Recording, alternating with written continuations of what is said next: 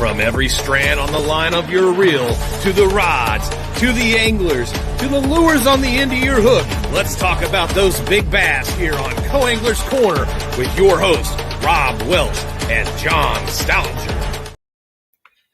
Hey, y'all are, guys. I know it's been a little while, so nothing like kicking off with our all-time favorite guest. Of course, if you don't know him, I mean, his reputation speaks for itself, Mr. Jeremy Maye.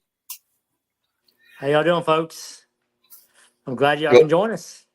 Yeah, it's been a little while, so I'm glad to get back to saddle. I had my son had his last football game last night, so I was a little indisposed out in Knoxville, but enjoyed the trip, and he had a good game, so it's all good. Yeah, so me and May, Mr. Maye was talking. Man, these kids grow up way too fast. You have no idea. No idea whatsoever. Yeah. I'm getting there. Actually, my second oldest, she's actually getting ready to graduate. This is her senior pictures this year, and all her pictures were like she wanted to weld. Like she's a welding guru. And hey. I don't have a welding bone in my body. So where she got this one from, I'll never know. But she is a dynamite welder, and all her senior pictures were welding this, welding that, MIG welder, stick welder, TIG welder. Very impressive. My mind was like, when the picture came out. Hey, that's a good profession. One of my cousins got into it, and he actually got into some of the underwater oil rig welding, repairing oil rigs, and made a really good. Yeah, well, she's already got some job offers out in Wyoming, out there in, on the West Coast area. To come do some welding because apparently she has a niche for it. She fell into it. I don't know how she fell into it, but she did, and I can't ask for anything better. I mean, it's phenomenal. So and she loves doing it, and hey, hats off to her. I mean, congrats, young lady. You definitely got a bright future and doing something you love. So hats off to you. So, but anyway, I know we're in kind of the fall transition, so we'll kind of go into a little bit of fall transition. I know I've done pretty good on square bills last few weeks and here and there, so. But we'll let you head it off here, Mr. Maye. What do you how you approach fall and kind of find the right baits? Do you have a certain amount of baits you go through, or how do you approach the fall transition? Well, Mr. Cajun Rob, I'm going to stop you right there real quick. When we done that jerkbait video, how'd you end up? Any recommendations with the baits that I had? Yeah, that rearrange. Rearrange is awesome. Yeah, and you're right. When you cast it out, sometimes you look, I'll break my rod, and you have to look. Yeah. So, it took me a while. 100%. Yeah, but that thing has some hunting action. Like, I could never believe. Yeah, you made me a believer, man. I really, really like that bait. It's in my top of my box. But again, it's one of those baits where you have to get used to, right? Like, you have to understand how it swims, the conditions. It's not for all the conditions. I think of all my jerk baits, I think it's only maybe a 10%, maybe 15% where I'll throw that bait. And that's it. The rest of the time, it sits stagnant in the box. So, but anyhow, we're talking about fall transition. Like, really, this is one of I love this time of the year because I think a lot of people struggle. You see all the time where you have, man, I'm going out fishing today. I didn't catch nothing. It's been a grind. You know why it's been a grind, people? Because you didn't have multiple options on your deck. You did not know how to adjust from the very morning throughout the day, even the evening bite or the afternoon bite till 2:30, 3 o'clock, 4 o'clock, whenever your weighing is. I think there's a large misconception out there on the YouTubes and all the social media platforms where they don't really dive into the details. You know what I'm saying? That's why I love this channel where we can actually elaborate on experiences that actually got some really good wins. Like I've won some good money in the past couple weeks. Yeah, you have, man. Off of some of the not theories, but actually what I've proven track record of what's happening. You know what I'm saying? So this is like, you have to be a junk fisherman 101 in the fall time, hands down, 100%. Because I don't know where you're at in the country, whether you're on the East Coast, Midwest, your kind of the northern part transitioning down to all the way to Florida, you have to be willing to understand the conditions, understand the water temperatures, Yep. the weather patterns when the high pressure comes in on those bright blue days, bright blue sunny days, or those rainy cloudy days. You have to be able to adjust, and you have to be able to identify what's happening. To me, I'm going to break it down in 4 parts for you. Nobody else is going to talk about this other than me right now. All right. So I break it down into 4 parts. You have the morning, you have the mid morning, you have the early afternoon, and the afternoon bites. Yep. All right. Those 4 key time frames are very important. So, say for example, if you're on Kentucky Lake or if you're on Kerr Lake, Lake Gaston, pretty much most of the TVA, other than probably anything south of Atlanta, you can use this, right? So first thing in the morning, those fish are not going to be on the bank where you found them in practice the day before, right? Mm. They're not. No. Those fish are going to be suspending.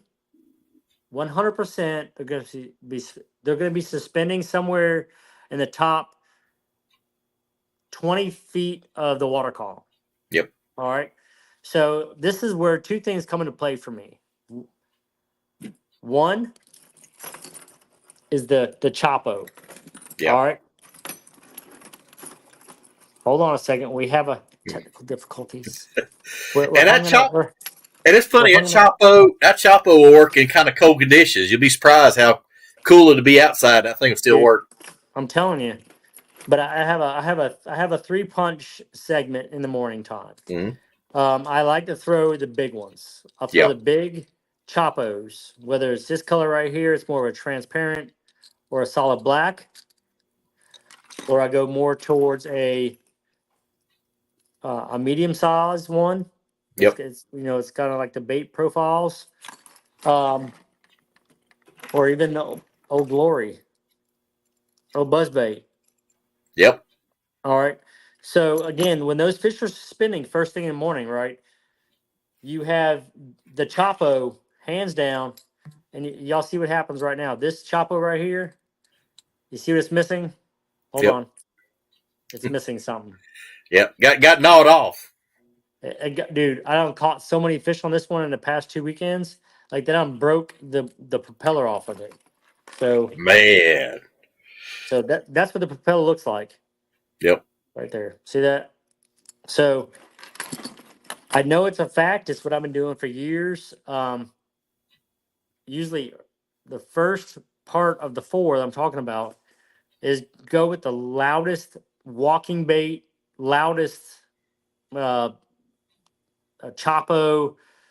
So there's a lot of other ones out there, prop baits, but anything that's very loud on the top surface, because the fish are looking up, they're looking for that bait in the 20 percentile from where they're at to the surface, right? Because if you look on your graphs or whatever, most of the bait is actually hovering in that 10-foot zone, 12-foot, 15 zone. Yep. This time of the year, that's what they're doing because they're making their migrations, they're moving around, and the fish aren't looking down. So if you're trying to throw a jig in the morning, you're wasting your time. A shaky head in the morning, you're wasting your time. Any kind of drop shot, anything that's moving, I mean, anything that's on the bottom first thing in the morning, you're wasting your time 100%. Yep. So that is my go-to. I got those 3 topwater baits right there. They catch them first thing in the morning. Sometimes if your water clarity is a little bit darker or a little bit dingier, the fish will be probably a little bit shallower. But that's where you have to hit them with the chartreuses, hit them with the whites, hit them with more really bright and bold and beautiful, as I call it. And go from there. Yep. So because a lot of people don't realize that the fish are trying to chase the minnows up, so they trap them on top of the water. That's why they're right there. They come up on, trap them up, and then they come up and get them. So what they do is actually they push a lot of the bait. If anybody knows, like from paying attention to the Pandoptics or side scan or whatever, a lot of the bait is being corralled on in the back of these pockets. They're being in the back of these ditches, along of these long shoals. Like if you're on Hartwell or whatnot, the bait is corralled there, right? They're pushed there for a reason. And if you pay attention to the water levels of where the bait is, Yep. the fish are not far behind it. Like they're there. Like they're staging. They may be full from eating so many. They may back off a little bit during the nighttime, especially because we get the full moon, the new moon, whatever. Um, when the water temperatures get like this, they will stage back and they have a full belly already. So this is where the part two, what I'm about to indulge in, it happens. So usually around 9, 10 o'clock, I set the top water baits down. All right. I will pick them back up again later in the day, but right now I put them down and I start diving into some gems. All right. Yep. Um, these little jewels right here. All right. Mm-hmm. These are spinner baits. I throw two different types. I throw a half ounce. Hold on a second. My camera's all messed up for some reason. A half ounce and a 3/4. Yep. Double willows. And if you notice both of my double willows, hold on a second. Let me get the top blade is gold, 100%. I don't care if your water visibility is 4 feet. The light reflectment is amazing with that gold blade this time of year because you have to understand, like they're chasing bait fish, right? Yep. Not all of them are chasing bait fish, but 90% are chasing bait fish. They're looking up. They want to see that flash. They want to see that reflectment of the light. So the spinnerbait is my go-to, other than the chatterbait, and we'll leave it right there for right now. So. Yeah. And sometimes I'll even like kind of wake it, make that little V on the surface. Sometimes I've Yes, had sir. good luck doing that. So that's kind of an old school trick that really anybody uses anymore. Yeah, it definitely I works. still use it. Like I throw my spinner baits on an A2 reel on a Kisselcraft custom rod, a 7'2", medium heavy, and I burn it. I burn it across the surface sometimes. Like if they're really high in the water column, I'll take that double willow, 3/8 or a half ounce, and I burn it. Yep. Like really fast, and it's doing a thing on the surface, dude. Then you just come up there and just explode on it. But they won't touch a topwater bait. Yeah. Which I can't explain that, but it's what works for me. So. Oh, absolutely. Yeah, I got a couple quick comments. Max813 says, "Good evening, gents." Hey, what's up, Max? And my old buddy James Wheatley says, "Favorite time of year. Love junk fishing." Yes, sir. Junk fishing 101. Absolutely. So, while we're on stage 2 or part 2 of the 4, as I call it. All right. So you have the traditional fisheries that actually chase a lot of shad, right? Yep. But there's also some fisheries out there, like the James River, for example, where we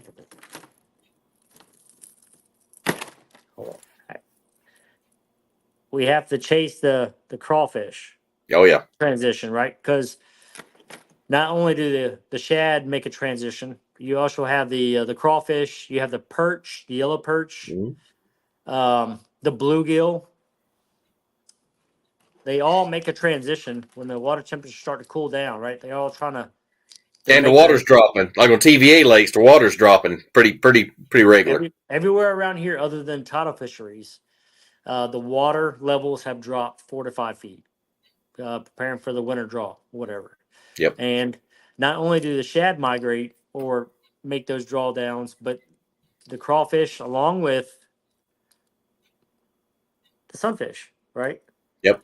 So I've seen in the past where the larger females, not necessarily the males, but the larger females, in the high pressure fishing situation, they will actually focus on sunfish, perch style jerkbaits like the GG Gill. Hold on. Yep. Gracious almighty, we're having some technical difficulties. right here Careful. by Careful Mega now. Bass, the GG Perch. Oh, yep. You know what I'm saying? I like that. Um, Yep. they will actually start honing in on that and eating them because they know the perch actually start to spawn when the water temperature gets around 50 degrees. So they kind of make that transition, right? And this is Yep. the stage number 2. They start to make that transition from the shad to not only the bluegill but also the perch spawn. So if you get Yep. out there and the water temperatures in the high 50s, low 60s, and you're throwing shad moving baits, you may want to kind of keep in the back of your mind to make a transition to the perch style profiles as a GG perch, like Yep. this one right here, or even the sunfish, because they're all making their move to more deeper water for the wintertime, the winter haunts. So Absolutely. Yep.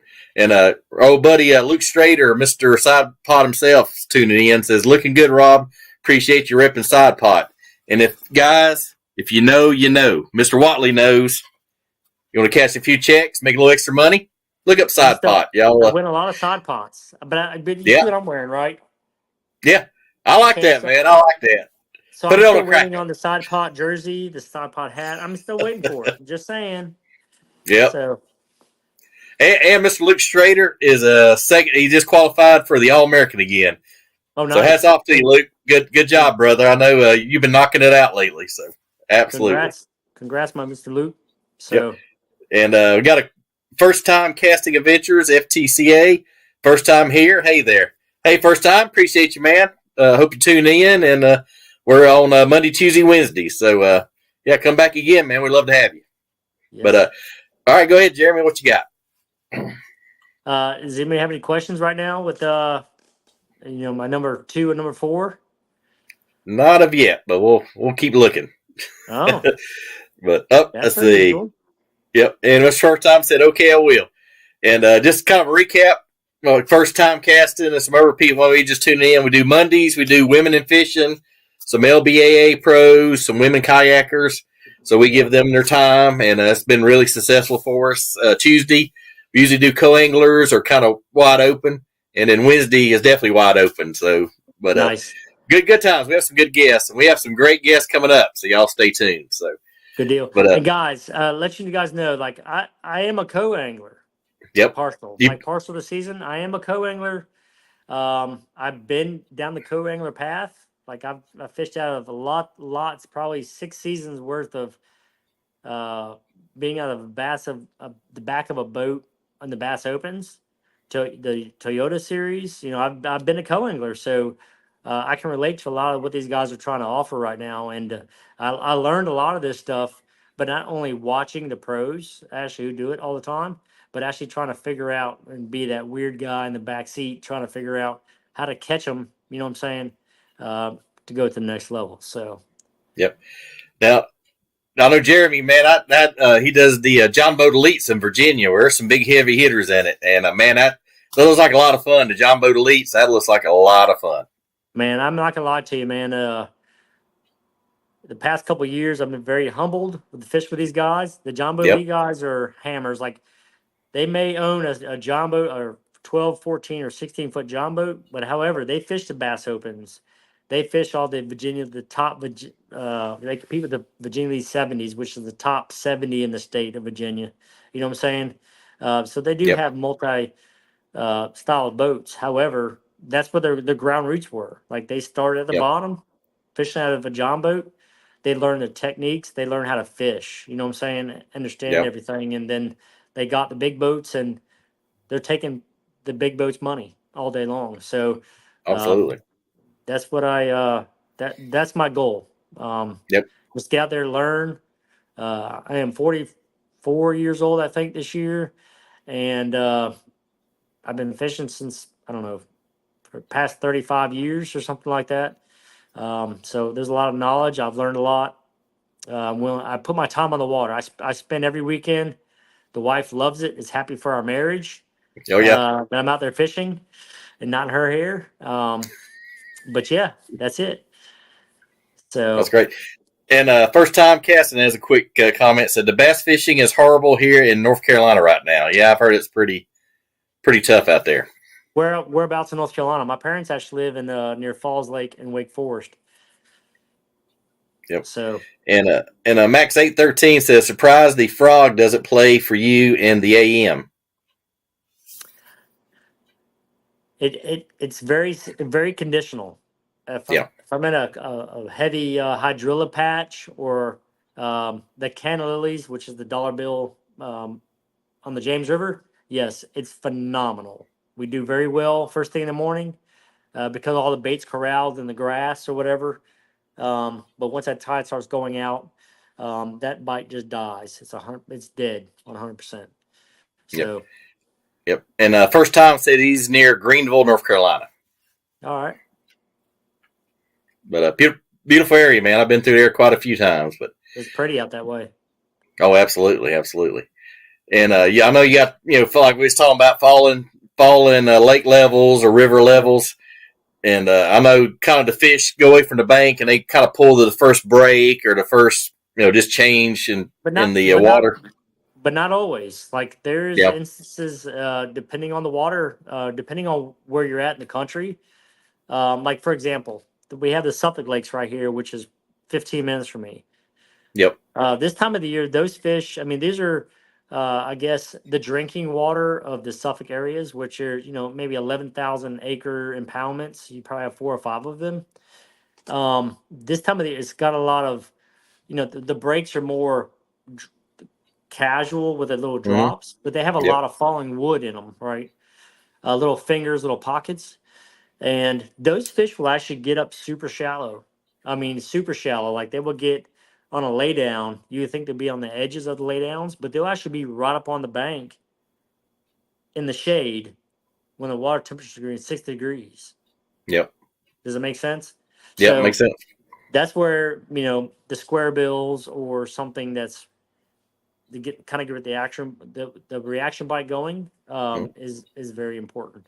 So again, it's different from a lot of these larger impoundments where the water or the fish are more scattered about, and you may have that random 1 4 pounder sitting on a log in the back of a Yep. creek somewhere, versus like Suffolk where you have 4 or 5 of them in this back of this pocket because there's so much wood, so much cover. You know what I'm saying? So Yep. you have to take the information that we're telling you, not with a grain of salt, but more be open minded. Like Mm-hmm. have to be very versatile, and that's what the topic of what we're discussing right now is important. Like you have to Yep. be open minded to how your fish are setting up. So, example, if I was to go to Car Lake tomorrow, which is a I don't know, 60,000 acre impoundment. You have all Wow. these little fingers that shoot off and everything else. You may go down, I'm gonna say a 3 mile stretch of a cove or a pocket off the main lake. You might not get bit until you get to the back third of it, right? Yep. And if you start catching them on the back third, you can jump to the other side of that creek, catch them on the same type of stuff, and you start catching them there. That's called a pattern, right? Yep. You can go to the next creek over, go to the back third of it, and you start catching them again. That is a pattern. That's patternable, right? That is a Yep. fall typical deal this time of the year. You just have to figure out how they're staging, but they're going to be in that general area to be patternable, if that makes Yep. sense. You want to catch fish. So, Absolutely. And like I said, sometimes you go on a Friday, you're off of work, you start to catch them shallow. Next day they'll be totally somewhere else. They may yep, they move will. far back or far. They move a lot this time of year. So They do 100%. And again, everything that I have laid out for you guys, and I will show you my hot mess, right? I will show you everything I got going on. Everything is moving baits right yep. there, 100%. So I love I love to cover some good water this time of the year. I cover a lot of water. Um, I don't have maybe I don't have the patience or the I don't know how to say this, the I guess the technical aspect to sit there and say, hey, I'm gonna throw a drop shot or a shaky head or a day. You know what I'm saying? So I really Yeah. like to burn things down, um, and it works 100% this Yep. time of the year. So Yeah, I know Rick Clunn this time of year when the Bassmaster Class used to be in the fall, he'd wear him out on a square bill. I mean, he would just torch them. It's funny you say that. What's this right here? Yep, LC. Yep. LCRC. Yep. And this thing has been knocked down. This is, I'm actually getting ready to tie this on because I got a tournament this weekend on the James, and this is my go-to square bill when they get around the cypress knees on the outgoing tide. So Yep. smash them. Absolutely. So, that's prime time for that little guy. It is. It's money. All right, guys. So we're gonna go ahead and dive into the third, number 3. So 1, 2, 3, 4. All right. So we're gonna dive into the third one. So when the fish are up shallow, like I was talking about earlier, with this bait right here. Yep. This is my 1-2 punch. I throw a balsa. This bait right here is almost a replica of how the transition of the bait, the crawfish, how saying how they mold their skins or whatever. Yeah. And then of course this one right here, very shallow baits, because they do get super shallow. There's a couple other baits that I throw as well. I throw the old popper. Yep. The popper, and I go big. So I go small with those ones. I got my crawfish color. I got my shad profiles, and then I go big. Ooh, I like it. It's super shallow running bait. It stays in the water column 1 or 2 feet. I throw it around wood. I'm very careful how I throw this. The reason why I like this bait right here, for a couple of reasons. One is if I have a big laydown, right, that comes like 10 feet off the bank, you have a flat section, right, and then it kind of drops off a little bit with a lot of little fingers. Like you have these little stickers, the branches. This bait right here, I can control it. Like I can control, okay, I know I can see it on the graph, or I can physically see there's a branch that comes off this way. It's got little fingers on it. I can physically see that, where I can actually twitch that bait and glide it around the branches. And dude, there's multiple times where those fish, you can see them just come out of there, regardless if they're a 1 pounder or a 5 pounder, and just train wreck it. And you're like, oh, I got a big one. It's a 1 pounder. But again, it's the, they're there. You're not getting hung up. You're working around those branches, and it works for me. So. Yeah, old timers, you say worming it through the laydowns. Old timers, you say it. But you need to make sure that you adjust your hooks. Like right here, if y'all see this hook right here. Hold on a second, my camera's all off. There you go. Yep. You see that one? It's the Japanese style 4 banger. I don't even know the name of it. Depths produces them, and then I put a light wire on the front. Yep. All right. So this bait right here, you cast it out, and it don't even sink much. It just does this right here. So you have to be able to physically see the bait as you're bringing it in, because it creates almost like a wake bait, but it's right below the surface, about a foot and a half, and it's phenomenal. Yep. And then sometimes that big a bait will kind of show the fish where they are. They may swipe at it, but you're like, there he is. Yep. But here's why, while we're on this topic, right? If you guys see that fish come out of there, you need to have 2 baits tied on at all times. I have them on my deck. They're actually laying over my hull, or laying over, just touching the water or whatever.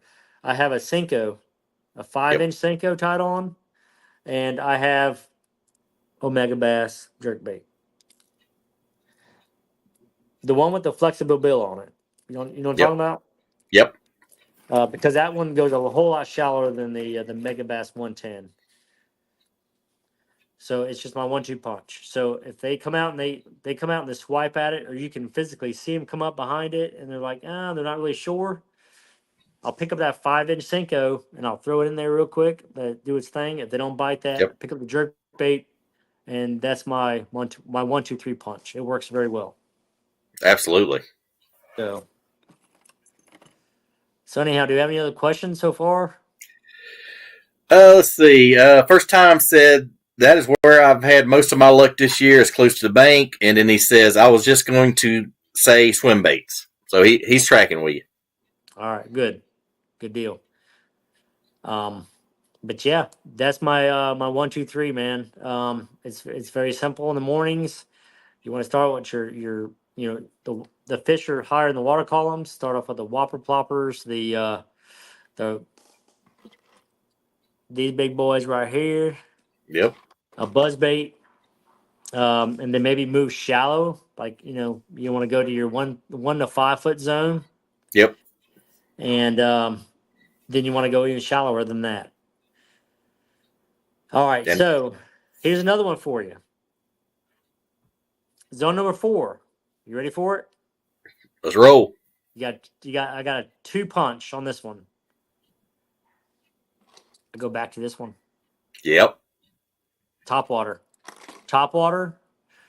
and also these fish get to schooling, severely schooling. I go to you go to this bait right here. It's a balsa crankbait. Yep. All right, or I go to a drop shot.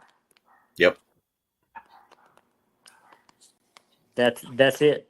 Top water, a mid diving crankbait, or a Mhm. drop shot. But again, the fish fly should tell you what's going on. You know what I'm saying? If you Yeah. guys stay on the bank and you're not getting bit for 2 or 3 hours, you have to make the adjustment that, okay, I am bit in 2 or 3 hours. You have to move and figure out what's going on. You have to Yeah. adjust. And that's the whole concept of what we're talking about, right? You have to be able to adjust from shallow, mid depth, Yep. even on the bottom. So it is what it is. So if you guys give me 1 second, my kids are trying to get into the garage. No, you're good, Hold on a man. second, children. They just got home. But good stuff, guys. And Don't get I in said there. that's some good 1-2 punches for sure. Sorry about that. No, you good, man. And everything is to So say, you was talking about pattern. I used to go into yeah, creeks and coves and break it down in thirds. Your back third, middle third, yeah, and close. So they'll be one of those 3 spots: chasing shad, chasing fry. So they're this time of year they're going to be down in the creeks and coves. They may be at the mouth or maybe at the back, but as soon as yeah, you find them, you said pattern. Start patterning every creek and cove like that. Good point. yeah. So you have to be very open minded in the fall time. From what I've learned, Yep. is you have to be able to adjust. Like you have to be able to adjust on the fly. So if I'm not being bit within the first 2 hours of the day, I know something's wrong. Something in my presentation's not right. Um, the fish have actually made some adjustments because we had a cold front coming through the night before. You know what I'm saying? So you have to be very open minded. You cannot be one dimensional whatsoever. Um, Yep. that's why I like to throw the walking baits or the top water baits. Even throughout the day, I'll pick them up every couple hours. If I'm not being bit, I'm not catching them on the bank like I know to. I'm not catching them on the pieces of wood that I'm catching them on. Maybe they're more roaming the bank. I will actually pick up the top water and try to cover some water real quick to see if I'm getting any kind of reaction to it. You know what I'm saying? Yep.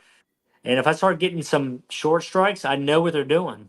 Like I automatically know, hey, they're short striking it on this just going down the bank, which I need to maybe slow it down a little bit, or actually Mm. pick up a subsurface bait, something that's a little Yep. bit more below the surface because they're not willing to, interact to the full explosions on top. Where I'll go to the spinner baits, things like that, and that makes a big difference. Yeah. Um, And that spinner bait so, too, people don't realize you can fish it on top, you can fish it on the middle, and you can yep, slow roll it. So that's yep, a very versatile bait. yeah. I've got a box full of them. I don't know. It's back there behind me somewhere, right there, where I even this time of the year, if I can't catch them and they're swiping at the blades or whatever, or they're just swiping at it weird, I will Yep. actually change my weights of my spinner baits. I'll go from if I'm throwing a 3/8, for example, I may go to a half ounce, 3/4, even a 1 ounce spinner bait. Same the same type of blades, Mhm. But they will actually commit to it because when you throw that heavier spinnerbait, it actually makes you slow down a little bit, right? Yeah, Mentally, just from a fisherman perspective, it makes you want to slow down a little bit, and you can get bit. So absolutely. Or sometimes, like I said, change up your retrieve. Like, just kind of pop your retrieve, make them yeah, blades kind of flutter out. I mean, sometimes just a little adjustment like that will make a world of difference. yeah. And a couple of things that we haven't really talked about yet, guys. And I know I dove into this one when we had the last video about the jerkbait session, Yep. right? Um, but I have one, two, three, four. I have five different jerkbaits tied on right now because for the event going on. And let's see here what we got here. These. So here's my jerkbait rods. These are the ones I'm going to be bringing this weekend. Hmm. I'm going to start out with the Omega Bass. Yep. Go standby. Standbys, okay. Then we got the. Hold on, I got stuck on stupid mode here. Anyhow, I'm just going to show y'all both of them because apparently things are hooked together here. I Oh don't have yeah. those little fancy bait keepers like some of y'all professionals have. All right, where you actually keep all your baits all wrapped and pretty and stuff. I don't. All right. Yeah. This is what I throw right here. These are my jerkbait rods. I paired on a 8-pound test braid, sunline with a 6-pound and 8-pound leader. That's what I Yep. throw. Gotcha. So, but I like to throw the mega bass right here. See that? Oh yeah. This is the junior version. I throw Yep. the Love junior version Junior. right now. Yep. Yep. Love Junior. And Uh, then I like the Shimano. Um, this is the flash minnow. I guess you want to call yep. it the flash boost, Yep. dude. Staples. Like Good I stuff. smash them. Yep. Do have a couple questions come in. First time casting adventure says, "Do you fish underspins and chatterbaits in the James River?" Really? Are you? Is that really? I was just trying to leave those. I was just trying to exclude those chatterbaits because I didn't think I had very many followers on here that love chatterbaits this time of the year. But yes, I do throw them I got one right here in front of me. See? Yep. Yeah, I've gotten humbled by those quite a few times. So Yes, you you have. only get hit in the head with a hammer so much, you're like, okay, I got to start throwing them. Well, I'll dive down this rabbit hole real quick. Yep. I have nothing but time. The kids are home. Everybody's home and safe. So I like to throw the jackhammers. I don't throw the original chatterbaits. I don't throw anything else. I love the jackhammers. I throw two different sizes. I throw the 3/8 and the half Mm. ounce. Yep. Paired with the Hog Farmer trailers. I think between that one and the Blade Runner, the KVD Blade Runners are the Yep. best two on the market. I don't care what anybody says. I catch a lot of fish on them. Um, this is another video. I'm not gonna dive into this one right now. I'm gonna leave you guys on suspense for this one. All right. Yep. There's two different style jackhammers that I would highly recommend. You got this one, and you have another one. And Oh, how I know. you I know fish which one them, you're talking about. Yep. how you fish them, where you fish them. You need to come back for some more. Just saying. Yep. So, Yeah, that other one you're talking about. I had a boater one time catch like 24 pounds on Gunnersville. So yeah, I witnessed that in person because I was netting his fish.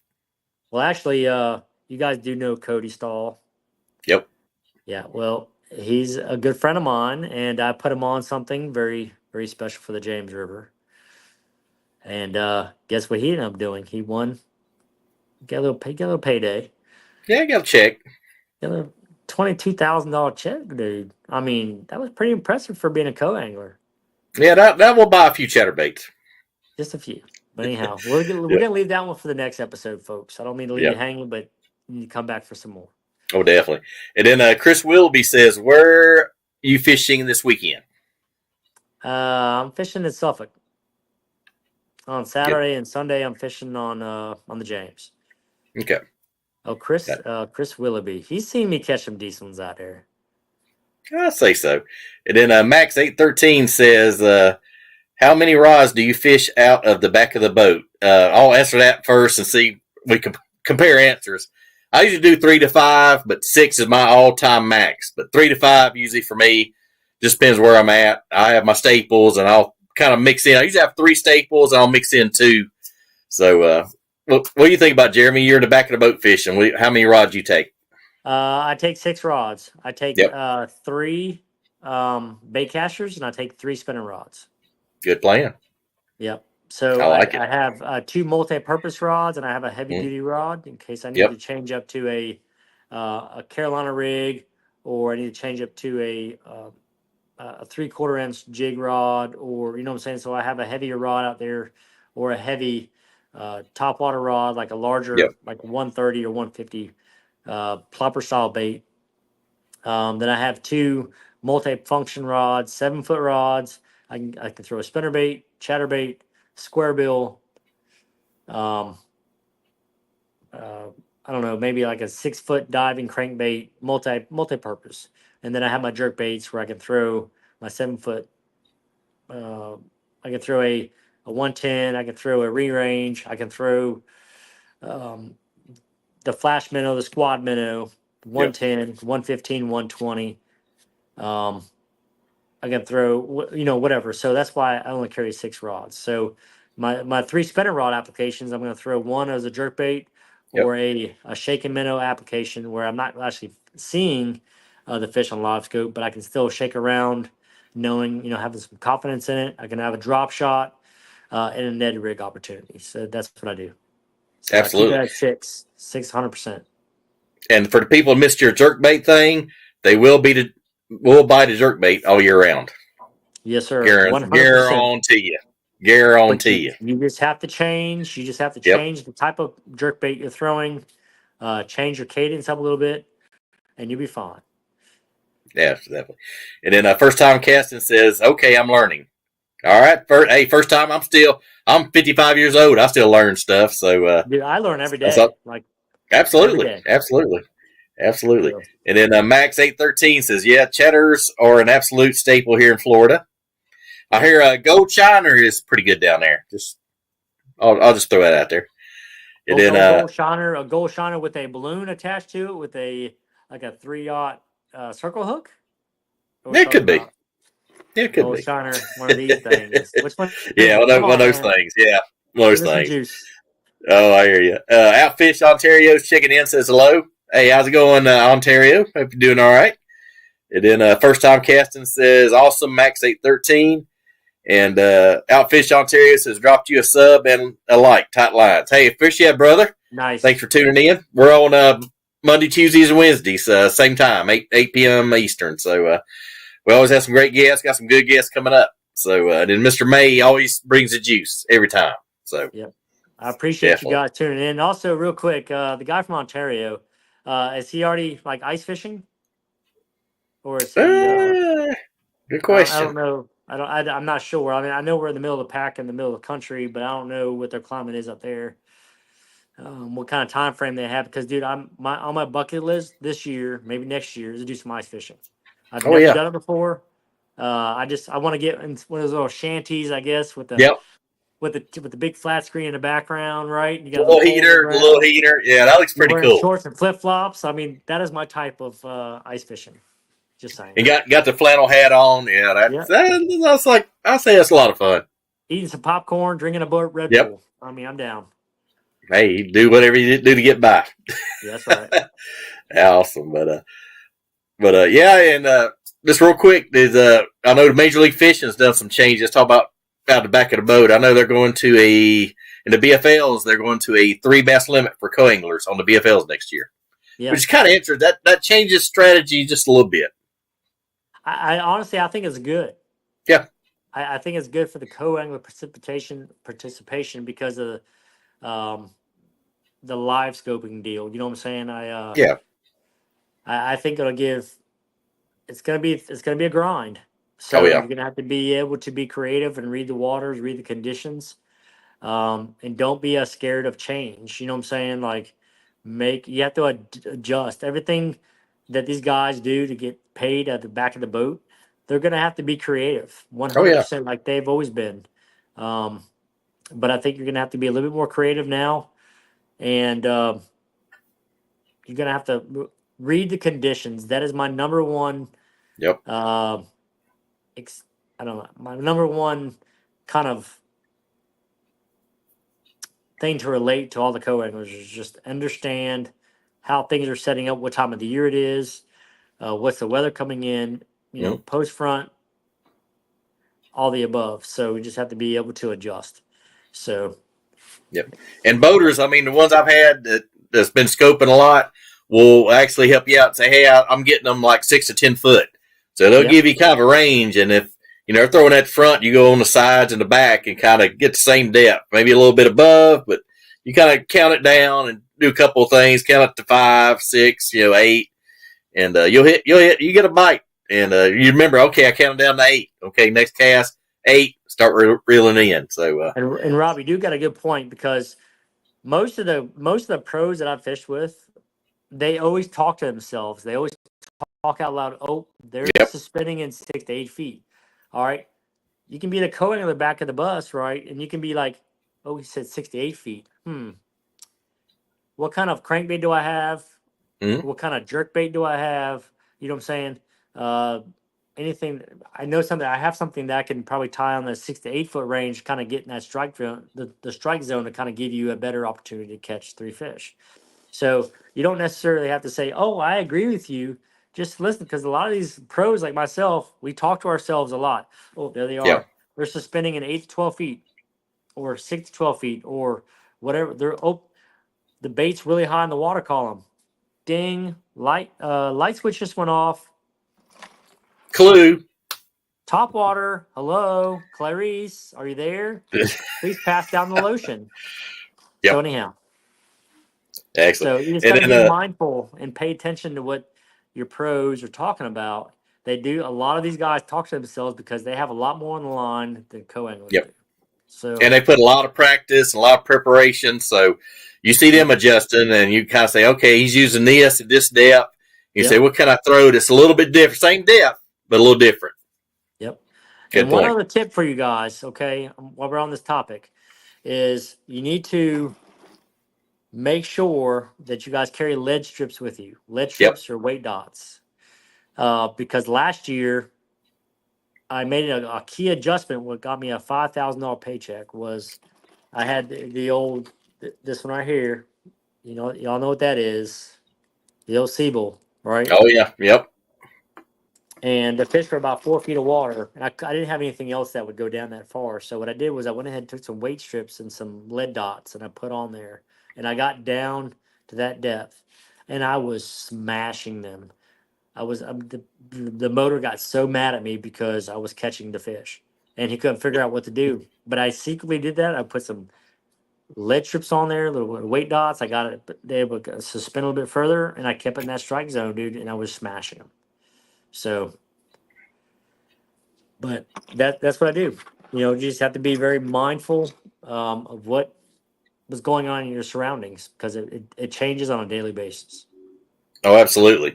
Like I said, just a little change like fall rate. If you're throwing a Texas rig or something, if you go from a 16th to 3/8 or opposite, if your boater's throwing a half, go heavier. Sometimes that faster fall rate or slower fall rate makes all the difference in the world. Just a little tweak, like you're saying. Yep. And it's all based off of water. And then, because if the water's dirtier, you want a slower fall rate. If the water's cleaner, you want it to drop to the bottom like a rock. So. Absolutely.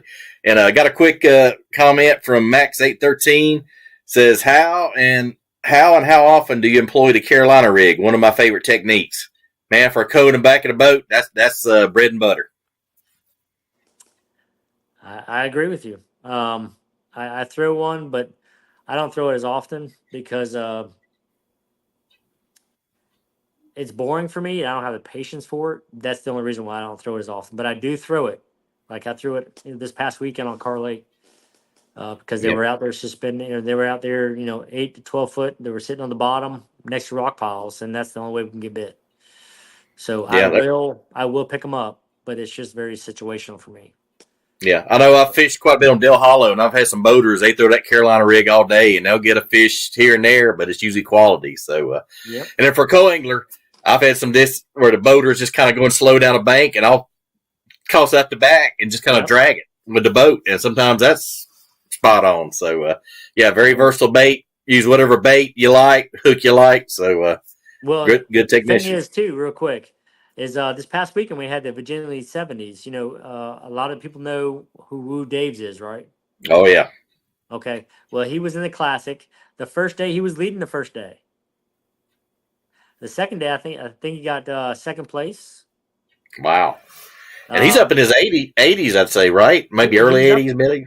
I'm not really sure of his age, but I know he's up there quite a bit. Yeah, But he's yeah. still out there hammering down with his son. Um, and you know what he caught his fish on, don't you?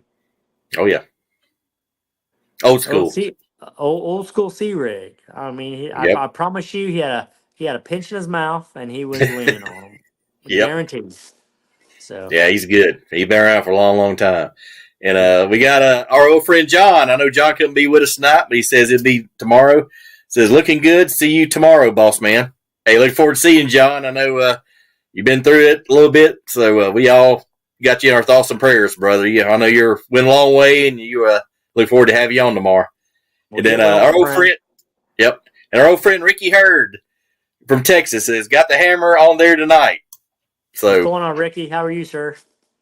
Ricky's good man. One of the best guys you ever want to meet. That's a good Yes, he friend of mine is. right there. Good I guy, like good Ricky. guy. He's a Yeah, good he guy. is good. He is good people, like my grandpa used to say. That's right. But Good folk. Oh, good Kim yeah, folk. that's absolutely true. But yeah, it's been a kind of interesting year. I mean, it's like I said, changing. I went to Cherokee, I guess about 3 weeks ago. Caught him good on a jig and a square bill, and then the following Saturday couldn't catch nothing on either one. It's same places. It's funny how they'll move around. And I said even like in the day, from the morning and afternoon, they totally change areas and Yep. attitudes. So it's a moving puzzle. It's a moving target and a moving puzzle, literally. But I think one thing I've learned this is 100% take it to the bank. In the fall time, when that water temperature starts dropping, and we have like a warm spell, those fish will get high in the water column. A lot of people overlook it, like they did Yep. not adjust, and I've seen that from experience. And so now I don't even throw anything other than top water, um, or some type of bait high in the water column, probably till about 10 o'clock in the morning. I Yep. mean, it's if you ever pay attention to any of these fall tournaments that happen across any of these tournament platforms or organizations, the guys who are smashing them, what are they typically doing?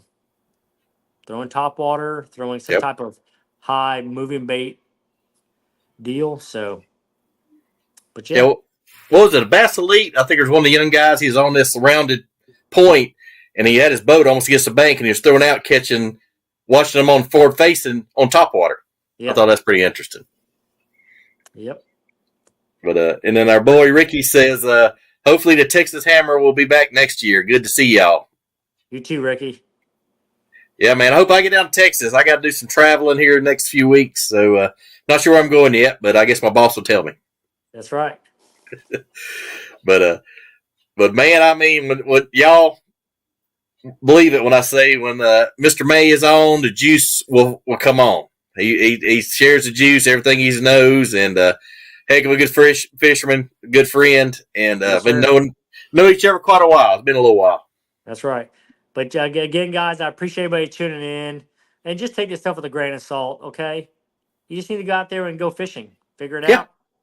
But if you pay attention to the key things we're talking about, it will get you bit more often than others. So especially if you got some money on the line. Again, guys, I'm not on the elites. I'm not a professional fisherman. I'm a hobbyist, and I love to fish. I'm a family man. I work uh, 7 to 5 every day. This is what I do. So be willing to indulge all the information I have and share with you guys, especially Cajun Rob and John here on the Coil and Corner. Um, I mean, I'm glad to be on here. So I appreciate you guys, and you guys are phenomenal. And I would like to see more coming out of it going forward. So Oh, absolutely, man. We like you, man. We're on here learning every time. And I said, you talk about fishing and putting time on the water. When you're out there and you all of a sudden figure the puzzle out, and it's like, boop. It's like, yep, it's go time. That's right. That's for sure. And then one last Max 813 says, don't leave us hanging on that chatterbait secret, man. You gotta stay tuned, man. It's coming soon. You gotta stay tuned. Hey, Mr. Max, if you see that right there, I don't know if you see behind me or not. Hold on. Where's my these 5 boxes right here? That's all my bladed jigs, my jackhammers. So that's another episode that I'm a guru. I'm a jackhammer guru. So you need to tune in. So when you see my name pop up in jackhammers, okay, it's gonna be a good one. Oh, absolutely. Ricky says, tell Jeremy to hook that bass cat up and get down here to Texas. We'll do some trap fishing. Ooh, man, there you go. Sounds like a damn good time to me. Yep. It did. Yep. Max says, can't wait. Yeah, Max, I said, I've gotten humbled by the chatterbait. I've done more chatterbait fishing this year than I ever have, and I've had some good success on it. And I got one maybe Mr. May don't know about that had some good luck on to just come out. So, but I bet he's fished it though, don't he? Probably. Yeah. But that's another story for another day. But again, I am open-minded and I am willing to learn, Mr. Rob. So you need to teach me, sir. Teach me. Take me to school. Take me to elementary school, middle school, high school. I'm ready to go. Absolutely. Or in my case, it might be romper room. But just saying, Whatever. If you're old as me, you know what that means. That's right. I'm ready, dude. Let's go.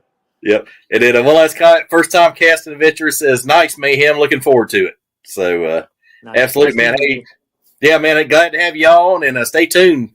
We got some great guests, great topics coming up. And our old friend John will be back tomorrow. He's had a little health issues, but he's back in full strength and ready to go tomorrow, and we look forward to it.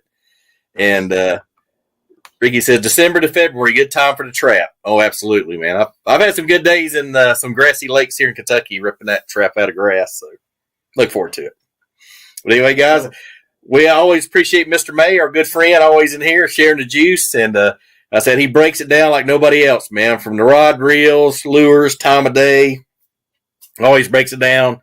And always enjoy having you on, Jeremy. I really appreciate you coming on tonight. And no problem. And appreciate all the first-time viewers and tune in. The first-time casting adventures, Max 813, of course, Ricky Hurd. All you guys, appreciate all of you. As Ozzy Osbourne say, we love y'all. So that's right. So. But anyway, I know Mr. May has to get some kids in bed, and I'm running on about 3 or 4 hours sleep because my kid played football into the late night last night. So, but anyway, we appreciate y'all, and stay tuned in. We'll have some more juice for you.